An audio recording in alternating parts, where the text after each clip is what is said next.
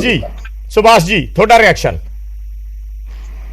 फिर मैं दिल्ली जाना है पंजाब तो पहला पूरा कर लिया। अरविंद केजरीवाल ਦੇ ਇਸ਼ਾਰੇ ਤੇ ਭਗਵੰਤ ਮਾਨ ਸਾਹਿਬ ਦੀ ਸਰਕਾਰ ਤੇ ਉਹਦੀ ਪੁਲਿਸ ਨੇ ਅੱਜ ਨਾ ਸਿਰਫ ਲੋਕਤੰਤਰ ਦਾ ਘਾਣ ਕੀਤਾ, ਬੋਲਣ ਦੀ ਆਜ਼ਾਦੀ ਦਾ ਘਾਣ ਕੀਤਾ ਔਰ ਪੰਜਾਬ ਤੇ ਪੰਜਾਬੀਅਤ ਨੂੰ ਸ਼ਰਮਸਾਰ ਕੀਤਾ ਹੈ। ਪੂਰਾ ਹਿੰਦੁਸਤਾਨ ਅੱਜ ਪੰਜਾਬ ਪੁਲਿਸ ਦੇ ਉੱਤੇ ਹੱਸ ਰਿਹਾ ਹੈ, ਪੂਰਾ ਹਿੰਦੁਸਤਾਨ ਅੱਜ ਦੇਖ ਰਿਹਾ ਹੈ।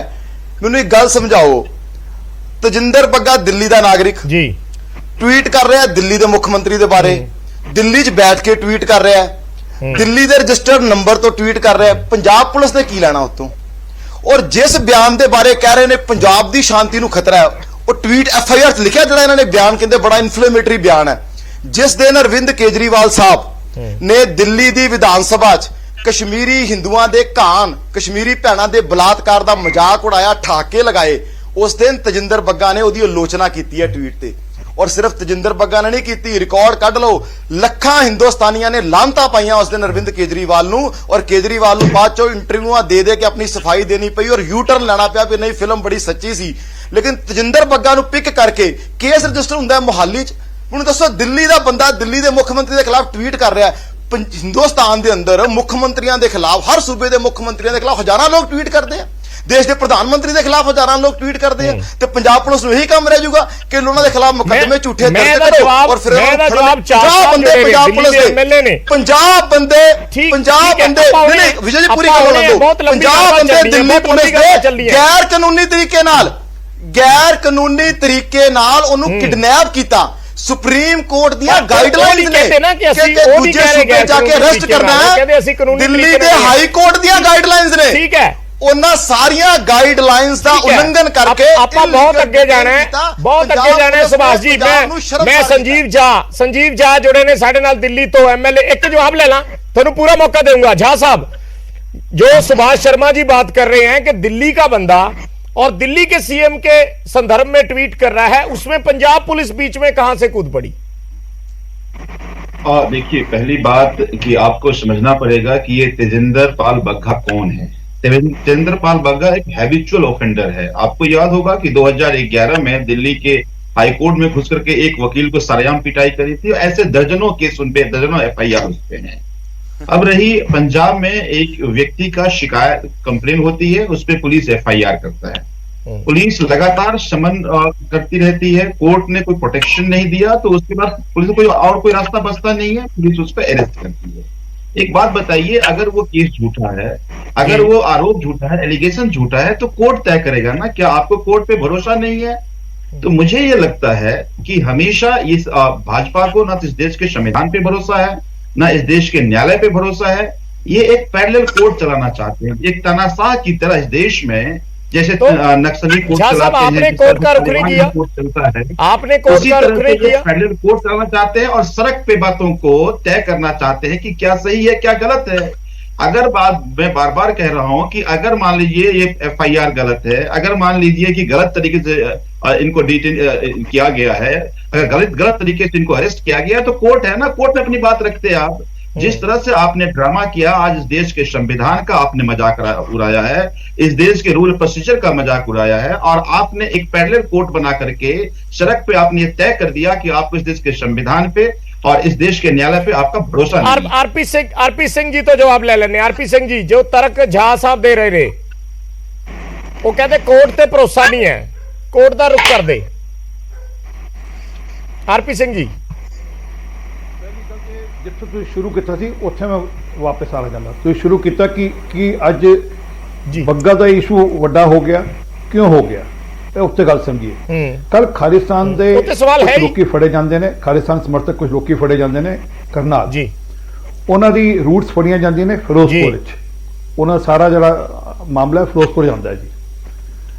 अगर अज ये तजिंदर बग्गा वाला मामला नहीं चला, जरा इलीगल अनऑथराइज किडनैपिंग की सरकार ने, जी किडनैपिंग की पंजाब पुलिस ने, अगर इन्ना कर दे तो अज फोकस की होना सी कि जो खालिस्तान का इशू है पंजाब में, कितना खालिस्तानी या खालिस्तानी एलीमेंट्स कितना वापस अपना पैर पसारने ने, कितना पटियाले जो घटना हुई खालिस्तान जिंदाबाद के नारे लगे, कितना मलेरकोटले DC ऑफिस के बाहर या DC ऑफिस के प्रमिसिस उत्थे खालिस्तान का झंडा लहराता गया, उत्थे एक प्लेकार्ड लाता गया, ਉਹ ਅੱਜ ਉਹ ਜੁੜਦਾ ਫਿਰੋਜ਼ਪੁਰ ਦੇ ਨਾਲ ਇੱਕ ਇਸ਼ੂ ਹੈ ਹੋਣਾ ਸੀ।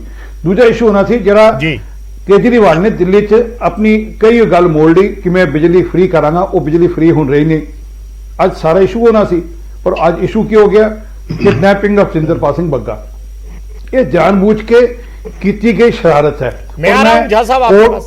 ਮੈਂ ਇੱਕ ਮਿੰਟ ਗੱਲ ਪੂਰੀ ਕਰਾਂਗਾ। ਇੱਕ ਮਿੰਟ ਬੇਨਤੀ, ਮੈਂ ਕਿਸੇ ਨੂੰ ਟੋਕਿਆ ਨਹੀਂ। ਹਾਂਜੀ ਹਾਂਜੀ ਮੈਂ ਪਲੀਜ਼ ਇੱਕ ਮੁਰਲੀਧਰ ਐਂਡ ਤਰਮਨ ਸਿੰਘ ਜੀ, ਦੋ ਜੱਜਸ ਦੀ ਕੋਰਟ ਵਿੱਚ ਸੰਦੀਪ ਕੁਮਾਰ ਵਰਸਸ ਦਿੱਲੀ ਗਵਰਨਮੈਂਟ ਦੇ ਕੇਸ ਵਿੱਚ ਸੈਕਸ਼ਨ ਜਿਹੜਾ ਉਹਦਾ ਕੋਰਟ ਦਾ ਆਰਡਰ ਹੈ, ਉਹਦਾ ਪੈਰਾ 15, 5 and 6 ਕੀ ਕਹਿੰਦਾ ਹੈ ਕਿ ਕਿਸੇ ਪੁਲਿਸ ਨੇ ਅਗਰ ਕਿਸੇ ਨੂੰ ਬਾਹਰ ਦੇ ਸਟੇਟ 'ਚ ਜਾ ਕੇ ਅਰੈਸਟ ਕਰਨਾ ਹੋਏਗਾ ਤਾਂ ਉਹਨੂੰ ਪਹਿਲੇ ਉੱਥੇ ਲੋਕਲ ਥਾਣੇ ਜਾ ਕੇ ਇਨਫੋਰਮੇਸ਼ਨ ਦੇਣੀ ਪਏਗੀ ਔਰ ਉੱਥੋਂ ਲੋਕਲ ਥਾਣੇ ਦੀ ਮਦਦ ਲੈ ਕੇ ਉਹਨੂੰ ਅਰੈਸਟ ਕਰਨਾ ਪਏਗਾ। ਇਹ ਕਿਤੇ ਲਾਗੂ ਨਹੀਂ ਕੀਤਾ ਗਿਆ। ਦੂਜੀ ਗੱਲ, ਸਿਰਫ ਇੱਥੇ ਗੱਲ ਨਹੀਂ ਖਤਮ ਹੁੰਦੀ। ਜਿਹੜੀ ਦੂਜੀ ਗੱਲ ਹੈ, ਅਗਰ ਕੋਈ 30 ਕਿਲੋਮੀਟਰ ਦੇ ਦਾਇਰੇ 'ਚ ਕੋਈ ਕੋਰਟ ਹੈਗਾ ਤਾਂ ਉਸ ਕੋਰਟ 'ਚ ਜਾ ਕੇ ਉਹਨੂੰ ਪੇਸ਼ ਕਰਨਾ ਪਏਗਾ। ਇਹ ਵੀ ਲਾਗੂ ਨਹੀਂ ਕੀਤੀ ਗੱਲ।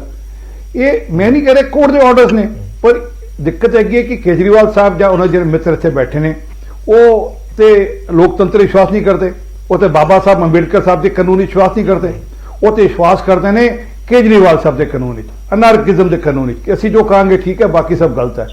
ਔਰ ਇਹ ਬਾਰ-ਬਾਰ ਹੁਣ ਤਿੰਦਰ ਬੱਗਾ ਦੀ ਗੱਲ ਕਰਦੇ ਸਨ ਕਿ ਉਹਦੇ ਖਿਲਾਫ ਇੱਕ ਕੇਸਿਸ ਨੇ।